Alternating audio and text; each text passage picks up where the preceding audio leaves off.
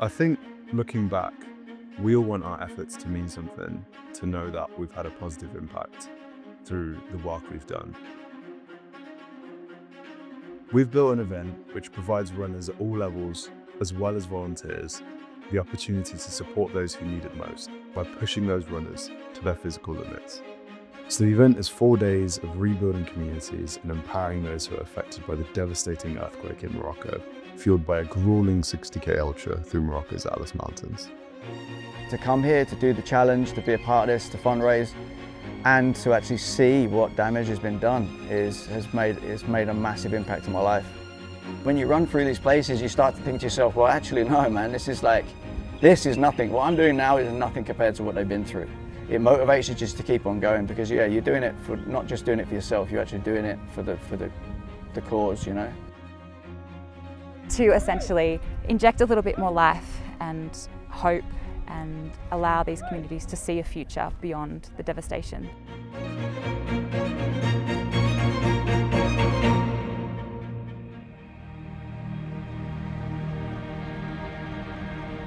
I remember when the earthquake hit Morocco just over a year ago. It was on the news for 3 days, and then it was gone.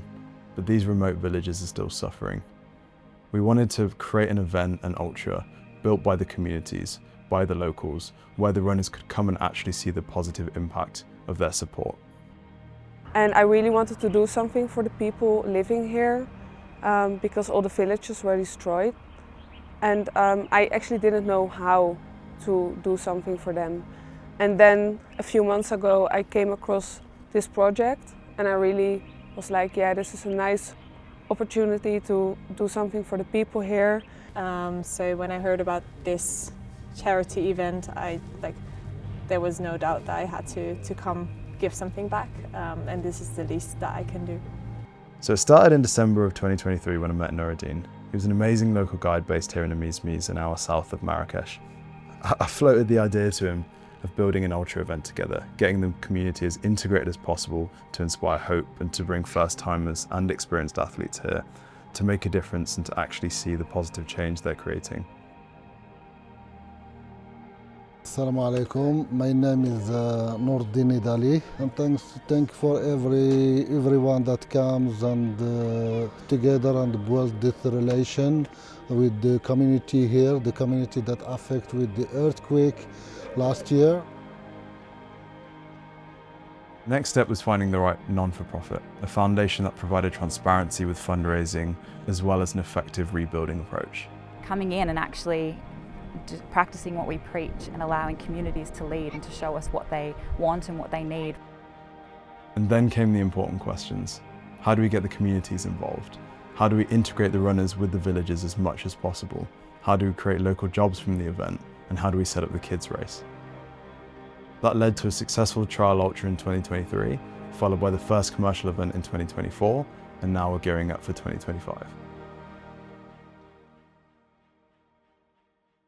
It's a race against time for rescue workers in Morocco, trying to reach villages in the Atlas Mountains, which have been hardest hit by a massive earthquake. Friday's 6.8 magnitude earthquake struck 45 miles southwest of the tourist hub of Marrakesh. It came suddenly in the first. We were in the house with the family and everything started suddenly from the ground, from the deep ground. The house was moving to right, left, up and down. I heard screaming in the streets. The screaming was from the people who lost parents, and I couldn't remember more than this. It was really sad. ليش؟ اقصد يا اقصد صافي ممكن لي نفق سنة تمو جدة.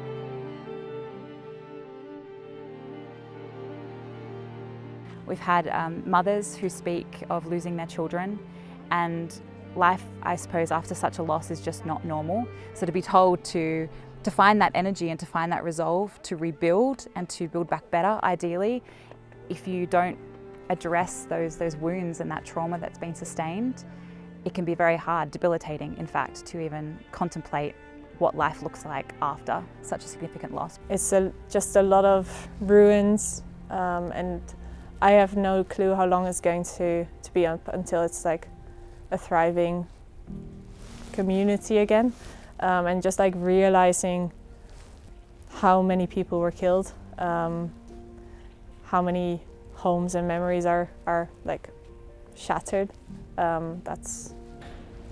It does something to you. And these communities are very remote, so providing that relief both in the immediate aftermath of the earthquake, but even now, 1 year on, is still a significant challenge. When we saw these villages, many of them lacked water infrastructure, medical supplies, food. Entire families were living in tents during the cold winter. The kids didn't even have coats to keep them warm. They lacked the psychological support to process such a traumatic event, and the access is very limited to these remote places.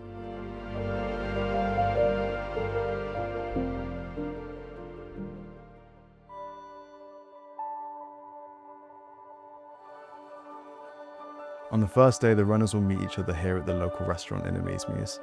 They'll catch up after months leading up to the event. It's a 4-day event. You meet the communities, you support them, you see the issues and the problems they're facing, you provide the solutions with the team, and then you do the physical challenge of running 60k through Morocco's Atlas Mountains for something greater than yourself. The weather came in, right? So it was freezing cold. It was this like really, what we call it, wet rain, right? You could just feel that like these people needed help, you know? It's also a very nice challenge to do for yourself. And yeah, you will learn a lot about life and also about yourself. And I think you will leave as a richer person.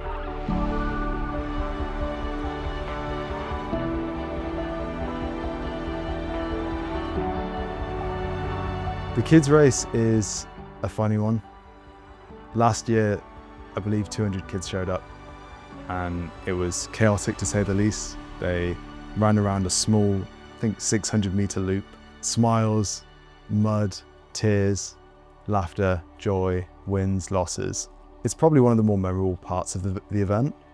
Hearing all the stories and the stuff they want to do in the future. And I hope I meet them again, and I would encourage you to do the same thing, coming here next year and just seeing everything for yourself. That journey back from the village, that was a quiet one for the runners. I think a lot was being processed at that point. It also felt like the calm before the storm.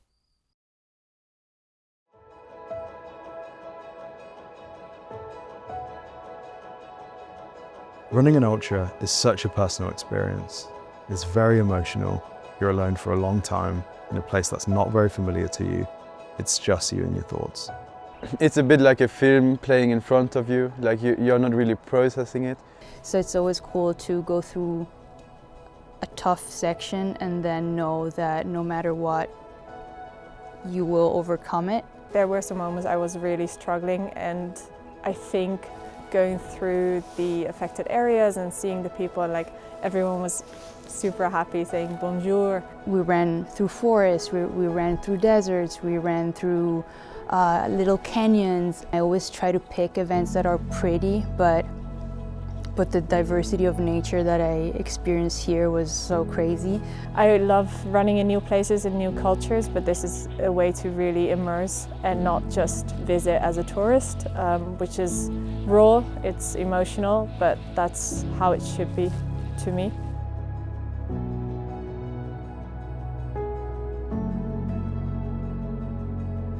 Running through these areas, it motivates you just to keep on going, because yeah, you're doing it for, not just doing it for yourself, you're actually doing it for the cause, you know, for the future of the communities. They live here, the winter is coming and will be so much harder for them to live here in the winter and in these tents. And I was like, yeah, I'm just having a hard time right now just with running. So it puts everything in perspective. it kept me going, you know. I was nearly at the end of my tether. I was nearly sort of ready to bin it in a sense, you know. But it just so happened that basically, I just don't know, I just got the second wind. Alex came, Will came, and yeah, you guys have just all been fantastic. I can't tell you enough how much that's meant to me, and also how much it meant to me at the end of the race.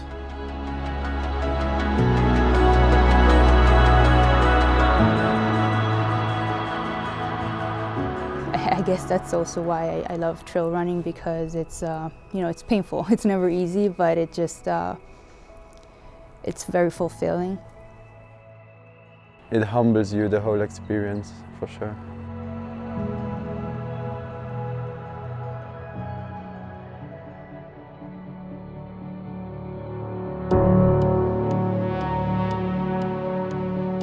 This mission supports the local communities in quite a few different ways. The first one is fundraising, which is done very transparently through the High Atlas Foundation. The funds go directly to the communities affected by the earthquake.